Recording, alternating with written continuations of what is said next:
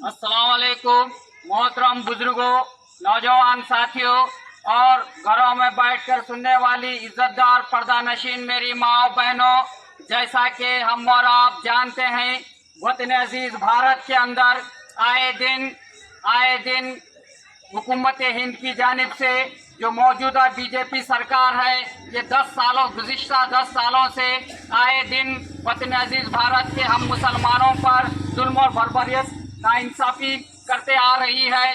उसका नाइंसाफ़ियों का उसकी हौसले और उससे बुलंद होते जा रहे हैं।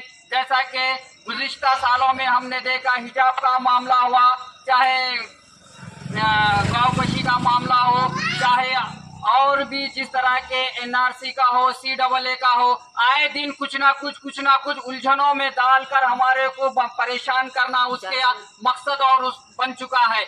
और हम खामोशी से जो सुना उनके जुल्मों को सहते आ रहे हैं। यकीनन मेरे दोस्तों, अल्लाह ताला फरमाता है तुम जुल्म ना करो और जुल्म भी ना सहो। जुल्म सहना भी बहुत बड़ी जो है सोना एक गुनाह है। तो मेरे अजीज दोस्तों, जैसा कि हम और आप आज मौजूदा इन हालात में वक्फ बोर्ड के अंदर जो अमेंडमेंट की बिल लाई गई है, वक्फ बोर्ड के कानून में जो तरमीम करने के वास्ते बिल लाई गई है 2024 की, तो इस बिल की मुखालिफत के लिए हमारे वतन अजीज भारत के बड़े बड़े उलमाए दीन ने ये फैसला लिया है और प्योर कोर्ट के जरिए हुकूमत हिंद को, जॉइंट पार्लिमानी कमेटी को वतन अजीज भारत के 25 से 30 करोड़ मुसलमानों की राय पेश करना है। आज 13 तारीख लास्ट डेट थी, मगर एक और 2 दिन का मजीद हमको टाइम मिल चुका है। आज 14 है, कल 15, कल शाम में 12 बजे तक हमको टाइम है। 25 से 30 करोड़ की मुसलमानों की आबादी है वतन अजीज भारत में, मगर अफसोस की बात है कि आज की डेट में करीब जो सो ना 4-4.5 करोड़ मुसलमानों ने अपनी राय जॉइंट पार्लिमानी कमेटी को भेजी है। अपनी राय अपने मोबाइल फोन के जरिए QR कोड को स्कैन करके अपनी राय भेजना है। हमारी कमजोरी देखो, हमारी बेहोशी देखो, हम कितने बेहोश और कितनी कमजोरी और कितनी लापरवाही की जिंदगी जी रहे हैं। हम अफसोस, हम जो सो ना उसको ठिकरा देते हैं। हम कहते हैं कि बीजेपी हमारे पर जुल्म कर रही है, RSS हम पर जुल्म करती है। याद रखो, ना बीजेपी हम पर जुल्म करती, ना RSS हम पे जुल्म करती। हम खुद हमारे ऊपर जुल्म कर रहे हैं, क्योंकि हम जुल्म का जो मुकाबला नहीं कर रहे। आज 25 से 30 करोड़ की आबादी है। जॉइंट पार्लिमानी कमेटी को हमको अपनी राय देना है कि मगर मुसलमान सो रहा है, ख्वाब गफलत की जिंदगी जी रहा है, तो कैसा इसके साथ इंसाफ मिलेगा, कैसा इसको हक मिलेगा। हक और हुकूक की लड़ाई लड़ना पड़ेगा। घर बैठे कोई तुम्हें आके तुम्हारा हक और इंसाफ नहीं देगा। इस दौर में कोई तुम्हें बुलाकर तुम मुसलमान है, तुमको इंसाफ दिया जाएगा, हक दिया जाएगा बोलकर कोई देने वाला नहीं है। हमको उठकर हमारे हक और हुकूक की और हमारे इंसाफ की लड़ाई लड़ना है। मैं नौजवानों से कहता हूँ, वतन अजीज भारत के मुसलमान नौजवानों से, तुम 24 घंटे मोबाइल का इस्तेमाल करते हैं, टिकटॉक देखते हैं, न्यूज़ बनाते हैं, तुम 24 घंटे जो है सुना रीलें देखते हैं, मोबाइल यूज करते हैं तुम 24 घंटे। क्या तुम्हारे अल्लाह के वास्ते अपने वक्त के कानून की तहफ़्फ़ुज़ के लिए तुम्हारे पास 5 मिनट टाइम नहीं है तुम्हारे मोबाइल में कि तुम QR कोड को स्कैन करके अपनी राय हुकूमत हिंद तक पहुंचा सके? इतने नाजुक वक्त में भी कौम का नौजवान सोए वाला है, बेदार नहीं है। तो कौम के नौजवानों का भविष्य और मुस्तकबिल कैसा सजेगा, कैसा संवरेगा, ये गौर करने की बात है। हर मुसलमान नौजवानों के दिल में जोश, जज्बा, एक बलबला पैदा होना चाहिए कि हम भी इस वतन अजीज भारत के जिम्मेदार, एक इज्जतदार नागरिक हैं। हमें भी इज्जत और सम्मान मिलना चाहिए। हमें भी हमारे मजहब के ऊपर बताए हुए हमारे मजहबी तालीमात के ऊपर अमल करा हो कि हमको हमारी जिंदगी जीने का है। मगर आए दिन इस हिंदुस्तान के अंदर हम पर रोक लगाई जा रही है, हमको कंट्रोल करने की साजिशें चल रही है। हमको उनको वो लोग जैसा चाहते हैं वैसे मुताबिक हमको जिंदगी जीना बोलकर हम पर अपनी राय जबरदस्ती पेश कर रहे हैं। कुछ ना कुछ ऐसे मसाइल दरपेश कर रहे हैं। तो ख्वाब गफलत की नींद में से जागो, बेदार हो जाओ और लब्बैक कह के तुम अपने मोबाइल निकालो, अपने घरों की घर वालों का जो है अपनी राय पेश करो पहले, फिर पड़ोसी की, फिर गली वालों की। हर नौजवान की ये जिम्मेदारी है। याद रखो, वक्त की जायदाद की कोई गवर्नमेंट की जायदाद नहीं है, ना ही किसी से मांग के दी हुई जायदाद है। वक्त की जायदाद हमारे बुजुर्गों के खून पसीने की कमाई हुई मेहनत की है। हमारे बुजुर्गों ने अपनी अपनी जाती मिल्कियत को वक्फ किया सो है। काय के लिए वक्फ किया है कि अपनी कौम के नौजवानों के उज्जवल भविष्य के लिए वक्फ किया है, कौम के नौजवानों की बेहतर तालीम के लिए वक्फ किया है, कौम के नौजवानों के लिए मसाजिदें और मकातिबें, मदरसे, खानखाहें और जो है सुना तालीमी घरों के वास्ते वक्फ किया गया है। कौम के नौजवानों को बेहतर तालीम मिल सके, बेहतर तालीम मिली तो बेहतर जिंदगी जी सकता है, समाज में डॉक्टर बन सकता है, इंजीनियर बन सकता है, आलिम बन सकता है, फाजिल बन सकता है। कौम के अंदर सुधार आने के लिए तालीम होंगी तो कौम का नौजवान गलत सोबतों से दूर रहेगा, शराब से दूर रहेगा, गलत गलत कामों से दूर रहेगा। अगर तालीम नहीं मिलेगी तो मसाइलों में मुब्तला रहेगा, वो गलत शौकों में जाएगा। तो ये वक्त का मकसद है। और कौम के बेरोजगार नौजवान, गरीब गुरबा नौजवानों को वक्फ बोर्ड से जो है ना मदद मिलने के वास्ते वक्फ बोर्ड है। फिर बेवा बेसहारों को वजीफा या उनकी मसाइल हल करने के वास्ते वक्फ की इमदाद होती है। वक्त की इमदाद गरीब बच्चों की शादी और शादियों के वास्ते भी जो सुना वक्त करते हैं। वक्त कौम के भलाई के लिए करते हैं, कौम की तरक्की और उज्जवल भविष्य के लिए वक्त करते हैं। तो वक्त हमारे बुजुर्ग अपनी जाती मिल्कियत को वक्त करे हैं। मगर ये मौजूदा सरकार ये नहीं चाहती कि मुसलमान मजबूत हो, मुसलमान ताकतवर हो, मुसलमान सियासी शौर पैदा करे, मुसलमान पॉलिटिशियन बने, मुसलमान लीडर बने, मुसलमान ऐवान पार्लियामेंट में आके बैठे, ये इनको पसंद नहीं। मगर याद रखो, हमको हमारी ताकत को कायम रखना है, हमको मजबूत होना है, हमको पहले तालीम याफ्ता होना है। सबसे पहले हमारी वक्त की जायदाद को हमको बचाना है। वक्त की जायदाद अल्लाह की जायदाद होती है।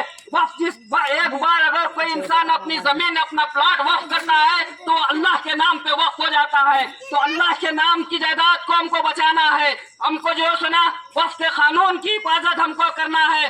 वक्त के कानून के अंदर तब्दीली लाना चाहते हैं। वक्त का एक बेहतरीन कानून है, एक बेहतरीन निजाम है अल्लाह का, उसके अंदर तब्दीली लाना चाहती है वक्त की मौजूदा सरकार। हम सब मिलकर, ये दौर वो नहीं कि मुकाबला करने के लिए जो सुना हथियार यूज करे, ये वो दौर ऐसा है वक्त की हुकूमत से मुकाबला करना है तो हमको हमारी राय पेश करना है, अपना वोट देना है। ये जमहूरी मुल्क है, जमहूरी मुल्क में जमहूरी अंदाज में लड़ाई लड़ना पड़ता है एहतजाज की हक और हुकूक के। तो याद रखो, होश पैदा करो और याद रखो, तुम सियासी ताकत पैदा करो, तुम कायद बनो, तुम लीडर बनो, तुम में लीडरशिप की क्वालिटी पैदा करो। आज मैं देखता हूँ कई हमारे कौम के नौजवानों को सिर्फ जो है सुना फॉलोअर्स बनना पसंद करते हैं। फलाने लीडर का मैं फॉलोअर हूँ तो कॉलर ऊंची कर लेते हैं, फलाने साहब का मैं फॉलोअर हूँ बोल के लीडर कॉलर ऊंची करते हैं। अरे भाई, हम फॉलोअर बनना नहीं है, हमको लीडर बनना है, लीड करना है, हुकूमत करना है हमारे को। हम जब तक हुकूमत नहीं करेंगे, हम जब तक इख्तियार हासिल नहीं करेंगे, हम जब तक ऐवानात में हमारी तादाद को नहीं भेजेंगे, हम पर ऐसा ही जुल्म होता रहेगा, ऐसा ही बर्बरियत होती रहेगी। आए दिन हमारे पर जुल्म होएगा, आए दिन हमारे मजहब के अंदर मदाखलत होगी, आए दिन हमारी शरीयत के अंदर मदाखलत होगी। कब तक तुम जो है सुना ये चीजों से देखते रहेंगे? उठो नौजवानों, तुम जो है सुना रात में 2-2 बजे तक मत जागो। तुम ईशा की नमाज अदा करके तुम खाना खा के सो जाओ, फिर फजर की नमाज पढ़ के अल्लाह का नाम लेकर तुम रोजगार को निकलो। तुम अपनी तालीम को ऊपर तवज्जो दो, तुम अपने परिवार के उज्जवल भविष्य को ऊपर तवज्जो दो, तुम माँ बाप का सहारा बनो, फिर तुम कौम का सहारा बनो। फिर देखो अल्लाह तुम्हारे साथ कैसी निस्बत देता है, कैसी मदद देता है। और यकीन मानो, तुम कोई बड़ी बात नहीं है, हम माइनॉरिटी है मत बोलो, हम सबके साथ अदलो इंसाफ कायम करो। सब हिंदू भाइयों से भी मोहब्बत से पेश आओ, सिख भाइयों से भी मोहब्बत से पेश आओ, क्रिश्चियन भाइयों से भी मोहब्बत से पेश आओ। सबको सबके हुकूक दो, सबके साथ प्यार मोहब्बत से रहो। ऑटोमेटिक यही जिंदगी का मकसद है ना, किसी को तकलीफ देना मकसद नहीं है, सबको लेके भाईचारे से चलना मकसद है। वतन अजीज भारत में अमन कायम करना है, अगर खुशहाली कायम करना है, सभी लोगों को प्यार मोहब्बत से रहना है, तो याद रखो नौजवानों, तुमको आगे बढ़ना है, तुमको आगे बढ़ना है, तुमको आगे बढ़ना है। मैं बार बार कह रहा हूँ, तुम देश का भविष्य, तुम कौम का भविष्य, तुम अपने भविष्य को बर्बाद मत करो। तुम एक बर्बाद होंगे गलत शौकों में जाने से, तो तुम एक बर्बाद न हो रहे, कौम की ताकत बर्बाद हो रही है, देश की ताकत बर्बाद हो रही है। तुम याद रखो, तुम अपने माँ बाप की औलाद के साथ साथ तुम एक कौम के नौजवान है, तुम्हारी जवानी कौम की सलामती और फलाह बहबूदी के लिए तुमको इस्तेमाल होना है। तुम बेफुजूल दोस्तों में लड़ाई झगड़े मत करो, तुम तालीम हासिल करो, तुम गौर करो थोड़ी देर बैठ के सुकून से कि तुम कैसी जिंदगी जी रहे हैं। तुम्हारे माँ बाप ऑटो चलाए, रिक्शा चलाए, तुम भी जो समय के ऑटो रिक्शा ही चलाएंगे। अरे गरीब घर में पैदा होना गलत बात नहीं है, मगर गरीबी को मुस्तकबिल बना लेना यह जुर्म और गुनाह है। तुम गरीबी को तोड़ के आगे निकलो, तुम मुश्किलों का सामना करो, तुम तालीम हासिल करो, तुम मेहनत करो, मशक्कत करो, तुम काबिल बनो, तुम्हारा हक और अधिकार है, कौन रोकता है तुम्हें, हम देखेंगे। तुम अपने आप को कमजोर मत समझो। मेरे बाबा ऑटो चलाती है, मैं कमजोर हूं मत समझो। तुम्हारे बाबा ऑटो चलाते होंगे, मगर तुम डॉक्टर बनो, इंजीनियर बनो, IAS बनो, IPS बनो, बड़े बिजनेसमैन बनो। इसके वास्ते ही वक्त की जायदाद हमारे बुजुर्गों ने वक्त की है। गरीब का बच्चा काबिल बनना बोले तो वक्त से तुम्हारा मदद मिलेगी। गरीब का बच्चा इंजीनियर बनना तो फीस भरने के वास्ते वक्त की जायदाद से तुम्हारी फीस भरेगी। तो गरीब के बच्चे को डॉक्टर बनना है, पैसा नहीं है तो वक्त की जायदाद से तुम्हारी फीस भराएंगे। ये उसके वास्ते वक्त किया जाता है। तुम डरने और घबराने की जरूरत नहीं है। अपने अज़ाइम, अपने हौसले मजबूत करो, चाहे कितना भी बड़ा सूरमा रहता है क्यों नहीं, जो हम पे बर्बरियत और जुल्म करने की सोच रख रहा है। इतिहास गवाह है, तारीख इस्लाम से वाबस्ता हो। सबसे पहले आए नौजवानों, तुम तारीख इस्लाम से वाबस्ता हो जाओ। जब से दुनिया बनी है तब से अब तक तारीख इस्लाम क्या कहता है, कैसे कैसे मसाइल आए, तुम उसको गौर करो। जिस दिन तुम तारीख इस्लाम पे रोशनी डालेंगे उस दिन ऑटोमेटिक अल्लाह के फजल से तुम्हारे अंदर एक रूहानी एक ताकत पैदा होगी जुल्म और जालिमों के खिलाफ मुकाबला करने के वास्ते। जिस दिन तुम तारीख इस्लाम से वाबस्ता हो जाएंगे उस दिन तुम ऑटोमेटिक तरक्की के राह पे चलना शुरू करेंगे। तारीख इस्लाम है, कई बार जो सुना ऐसे ऐसे लोग आए, यजीद आया, नमरूद आए, फिरौन आए, ऐसे कई कई आए और जमीन में निस्तो नाबूद हो गए, मगर इस्लाम जहाँ का था वही है और तरक्की के राह को पर है। ऐसे जालिमों से डरने और घबराने की जरूरत नहीं है। तुम जो सुना पहले तालीम हासिल करो, अपनी मुकद्दस किताब की तिलावत करो, उसके मायने समझो, पहले तुम काबिल बन जाओ। तुम्हारी काबिलियत ही जो सुना देश की तरक्की है, कौम की तरक्की है, तुम्हारी तरक्की है। याद रखो, इलेक्शन में एक वोट से भी हार जीत का फैसला होता है, मालूम है ना। अगर एक वोट कम हो गया तो उन्हें हार गया, एक वोट जिसको ज्यादा मिला उन्हें जीत गया। तो उसी तरह की और कोर्ट की जो राय पेश करने का हमारे को जॉइंट पार्लिमानी कमेटी को एक एक की राय अहमियत रखने वाली है। न जाने अरे क्या होगा रे, मेरी एक नहीं देने से क्या होगा बोले तो अगर तुम्हारी एक राय वहाँ कम पड़ गई, अगर पूरी कौम का मुस्तकबिल बर्बाद होगा तो तुम उसके जिम्मेदार हो। नाजुक वक्त पे कौम ठहरी हुई है, वक्त की गनीमत को जानो नौजवानों। तुम अगर तुम काहेली करेंगे, कमजोरी करेंगे, अरे जान दे मैं एक नहीं डाला तो क्या होने वाला बोलेंगे। तुम्हारी एक राय अगर कम पड़ी तो 25 करोड़ मुसलमानों का भविष्य और मुस्तकबिल तबाही और बर्बादी के रास्ते पर हो जाएगा। तुम उसके जिम्मेदार होंगे, याद रखो। तुम हश्र का मैदान में ये 25 करोड़ लोग तुम्हारा दामन पकड़ेंगे। तू एक राय नहीं दिया, हम सब पे हमारा कानून बर्बाद हो गया, हमारा वक्त का कानून बर्बाद हो गया। अगर तू एक राय देता तो हमारे वक्त का कानून सलामत रहता था, हमारे बच्चे पढ़ लिख के काबिल होते थे, हम अमन और सुकून की हमारी जायदादों का तहफ़्फ़ुज़ होता था। तेरे एक की राय नहीं पढ़ने से हमारी वक्त की जायदादें बर्बाद हो गई, हमारे मसाजिदें लूट गए, हमारे जो सना खानखाहें लूट गए, हमारे जो सना मकातिबें लूट गए। ये सब चीजों का जिम्मेदार वो एक इंसान होगा अगर वो गलती से भी अपनी राय नहीं देगा। समझ में आ रहे ना बात। तो बलिन जिम्मेदारी माँ बहने भाइयों सब लोग जाओ। कल आज शाम कल रात में 12 बजे तक के टाइम बाकी है, गनीमत जानो इस वक्त को और काम पे लग जाओ भाई। शुक्रिया खुदा।